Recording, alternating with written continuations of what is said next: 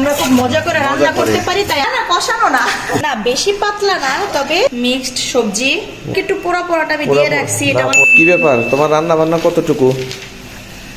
এই তো অনেকটাই হয়ে গেছে। কি রান্না বান্না করলা আর কি বাকি আছে গেস্টদের জন্য? এই তো যেহেতু আজকে গেস্ট আসবে, একটু রান্নার আয়োজন থাকবে, একটু রান্না বান্নার ঝামেলাও থাকবে।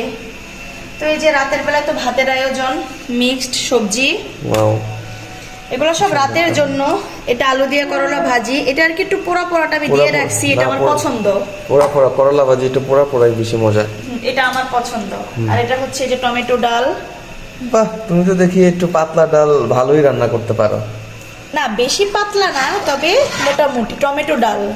না রে ভাই, যতই বলো তুমি পাতলা ডালে তোমার মানে মনের একটা খুঁত আছে, মনের খুঁত। আমি পাতলা ডাল ভালো রান্না করতে পারি না, তবে টমেটো ডাল, জলপাই ডাল, আম ডাল এগুলো আবার ভালো রান্না করতে পারি। না, এটা মনের খুঁত, সেটাই বলতেছি। তুমি যেটাতে ভালো এক্সপার্ট সেটা আমি খাই, আমি তো জানি। আর এই যে দেখো এখানে গরুর মাংসটা ম্যারিনেট করে রাখছি। এটা দেখতে মনে হচ্ছে কষানো মাংস। হ্যাঁ, না না কষানো না, দেখে মনে হচ্ছে কষানো মাংস। এটা আমি ম্যারিনেট করে রাখছি।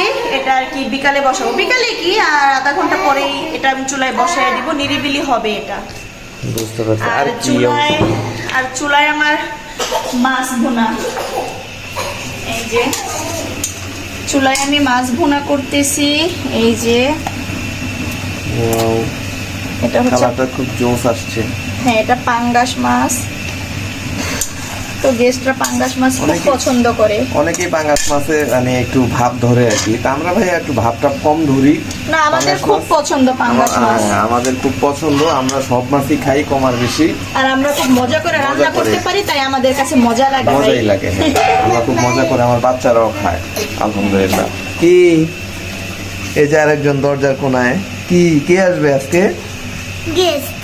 গেস্ট কে? তোমার কি হয়? বড় চাচি। বড় চাচি আর কে আসবে? তাসলিম আপু। তোমার আপু, বড় আপু, তাই না? তোমার অনেক খুশি? বাহ, তোমাকে দেখি মনে হচ্ছে তুমি যে খুশি। আর তুমি খুশি? এই যে লিটল, তুমি খুশি?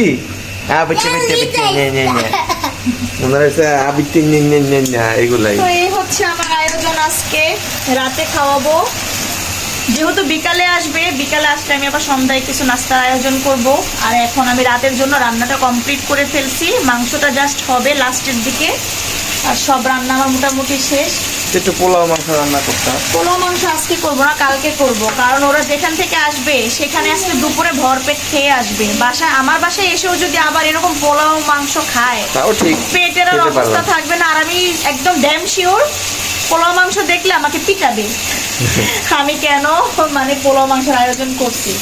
তো আজকে সাদা ভাতের সাথে আমি কয়েকটা আইটেম করছি, একদম বাংলা খাবার, সাথে মাছ মাংস সবজি সব রেখেছি, ডাল। এই তো আমি এখন গোসলে যাব, তারপর আবার বাকি আয়োজন করব। আজ এই পর্যন্তই নাকি? তো গেস্ট কে আসবে সেটা তো বলছোই, তাই না? আমার বড় জাল আসবে, ওদের কাজিনরা আসবে, এই প্রথম আসবে আমার বাসায়। তো আমি খুব এক্সাইটেড, আমার খুব আনন্দ লাগতেছে। মানে সকাল থেকে আমি আয়োজনে ব্যস্ত। ফাইনালি সারাদিন টুকটুক টুকটুক করে কাজ করতে করতে এখন প্রায় শেষের দিকে। নেক্সট আপডেটের জন্য সবাই অপেক্ষায় থাকুন। Yes, tata, bye bye. Tata.